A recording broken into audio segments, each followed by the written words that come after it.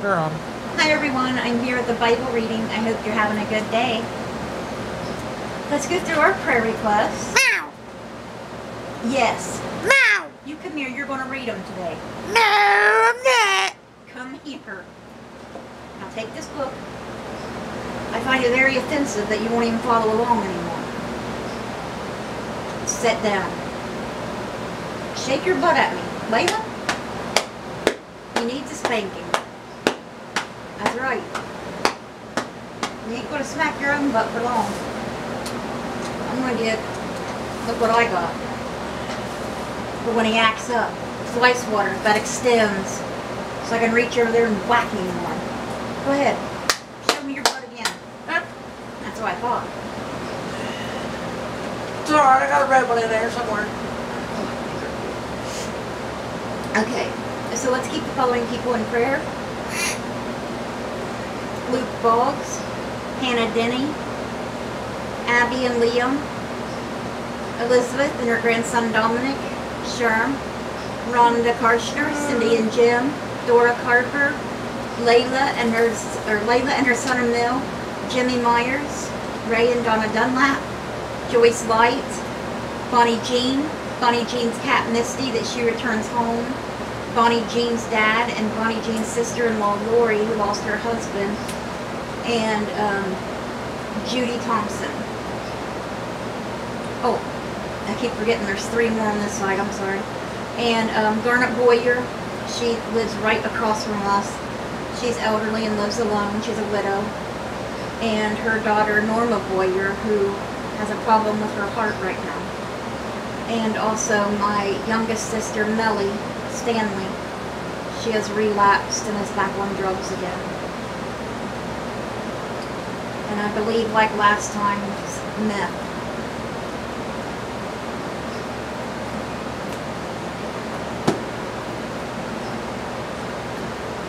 Okay. So today we're going to be reading John chapter 7 verses 1 through 30, Psalm 108, and Proverbs chapter 15 verse 4.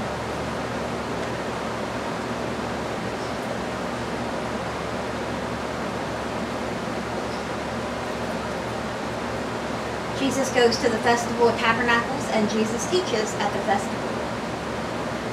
After this, Jesus went around in Galilee. He did not want to go about... Sorry, something popped up.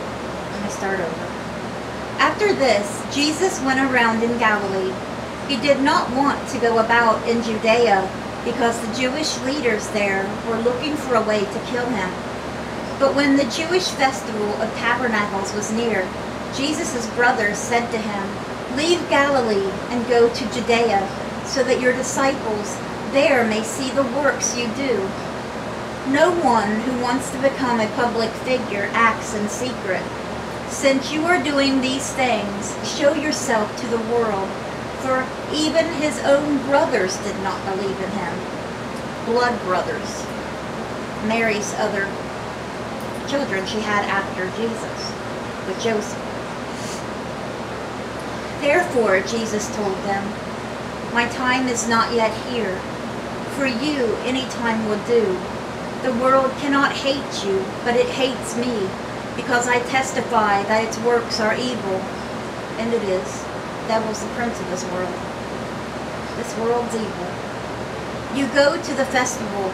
I am not going up to this festival, because my time has not yet fully come." After he had said this, he stayed in Galilee. However, after his brothers had left for the festival, he went also, not publicly, but in secret. Now at the festival, the Jewish leaders were watching for Jesus and asking, "Where is he?" Among the crowds, there was widespread whispering about him. Some said, "He is a good man." Others replied, "No, he deceives the people." But no one would say anything publicly about him for fear of the leaders. Not until halfway through the festival did Jesus go up to the temple courts and begin to teach. The Jews there were amazed and asked, "How did this man get such learning without having been taught?" Jesus answered, "My teaching is not my own. It comes from the one who sent me. Anyone who chooses to do the will of God will find out whether my teaching comes from God or whether I speak on my own. Whoever speaks on their own does so to gain personal glory, but he who seeks the glory of the one who sent him is a man of truth. There is nothing false about him. Has not Moses given you the law? Yet not one of you keeps the law. Why are you trying to kill me? Because Jesus knows what they're up to before he even goes there. He knows. And they won't arrest Jesus until it is his time. And they're talking about how did Jesus get such learning. This is when he was an adult. You remember when he stayed behind when he was a child? When Mary and Joseph were going through the busy town and then realized they were behind him, that he wasn't behind them anymore? He was in the tabernacle with the elders telling things he knew about God, and they're like, who is this child, you know? He's like, and Jesus is like, when they came back looking for him, you know, like, you scared us, son. He said, didn't you know I'd be about my Father's business? I'd be at my Father's house, you know? But after that, he minded them and didn't do that, you know, didn't stray off again. Jesus said to them, you are demon-possessed, the crowd answered. Who is trying to kill you? Jesus said to them, I did one miracle and you are all amazed.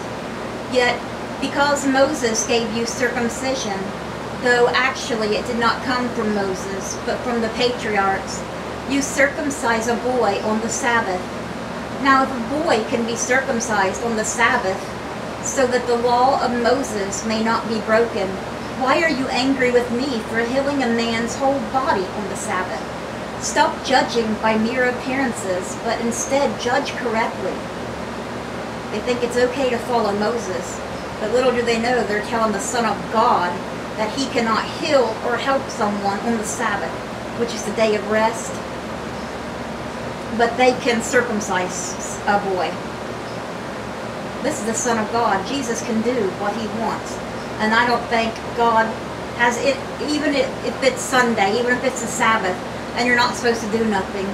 God does not care if you do something to help someone on that day. If your child was being mauled by a tiger or mauled by whatever, a bear, would you just say, oh, no, and you've got a gun in your hand? I can't shoot that bear because it's the Sabbath. I'll have to come back tomorrow, and if he's still fighting for his life, I'll kill the bear then. Now what parent would do that? The same with God. At that point, some of the people of Jerusalem began to ask, isn't this the man they are trying to kill? Here he is, speaking publicly, and they are not saying a word to him. Have the authorities really conducted or concluded that he is the Messiah? But we know where this man is from. When the Messiah comes, no one will know where he is from. Then Jesus, still teaching in the temple courts, cried out, yes, you know me, and you know where I am from. I am not here on my own authority, but he who sent me is true. You do not know him, but I know him because I am from him, and he sent me. And if they knew God, they would know Jesus, for he is the Son of God.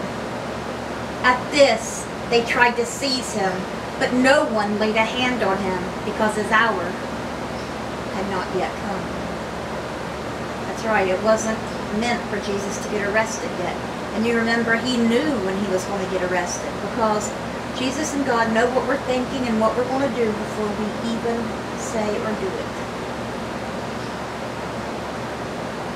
Just like he knew he was getting arrested later on, after the Last Supper, when they go to the Mount of Olives. Okay, so that's where we're stopping with John today. And our psalm today is Psalm 108, a song of David. My heart, O God, is steadfast. I will sing and make music with all my soul. Awake, harp and lyre. I will awaken the dawn. I will praise you, Lord, among the nations. I will sing of you among the peoples. For great is your love, higher than the heavens. Your faithfulness reaches to the skies. Be exalted, O God, above the heavens. Let your glory be over all the earth. Save us and help us with your right hand, that those you love may be delivered. God has spoken from his sanctuary.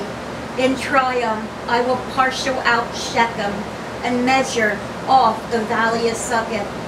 Gilead is mine, Manasseh is mine, Ephraim is my helmet, Judah is my scepter, Moab is my wash basin.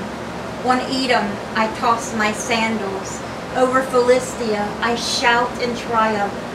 Who will bring me to the fortified city? Who will lead me to Edom? Is it not you, God? You who have rejected us and no longer go out with our armies?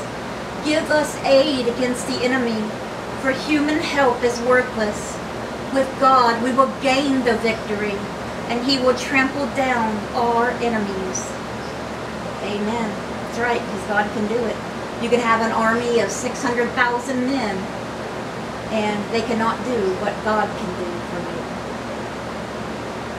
you. Those 600,000 men could all be killed. They could turn around and flee.